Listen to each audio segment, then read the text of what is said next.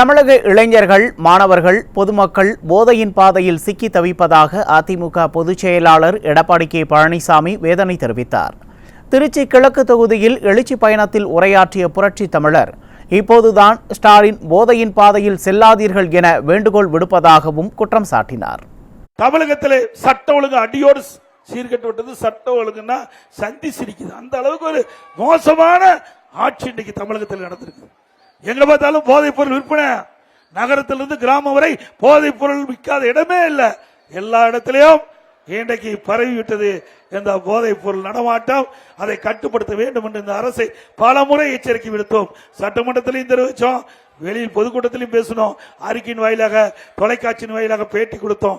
எந்தவித விடுவிகாலம் தமிழகத்துக்கு பிறக்கவில்லை. இன்றைக்கு முதலமைச்சரை ஒத்துக்கொண்டார். அவர் தொலைக்காட்சியின் வாயிலாக இளைஞருக்கு கோரிக்கை வைக்கிறார்.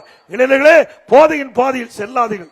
எப்பொழுது எல்லாம் போதைக்கு அடிமையாகி சீரழிந்த பிறகு இப்போ முதலமைச்சர் இப்படிப்பட்ட ஒரு செய்தி வெளியிடுறார். பிரதான எதிர்க்கட்சி அனைத்து இந்திய அண்ணா திராவிட முன்னேற்ற கழகம் எதிர்வருகின்ற பிரச்சனை, இந்த போதைக்கு இளைஞர்கள், மாணவர்கள், பொதுமக்கள் அடிமையாகிட்டா அவர்கள் மீட்டெடுக்க முடியாது. ஆகவே நீங்கள் எச்சரிக்கையாக இருக்க வேண்டும் என்று பல முறை சட்டமன்றத்தில் எச்சரித்து விட்டோம். இந்த அரசு அதிலே சரியாக கவனம் செலுத்தாத காரணத்தினால் இன்றைய தினம் மாணவர்கள், இளைஞர்கள், பொதுமக்கள் போதைக்கு அடிமையாகி இன்றைக்கு சீரழியக்கூடிய காட்சி தமிழகத்திலே பார்க்க முடிகிறது. இந்த போதை ஆசாமிகளால் தான் சட்ட ஒழுங்கு சீர்குலைந்திருக்குது.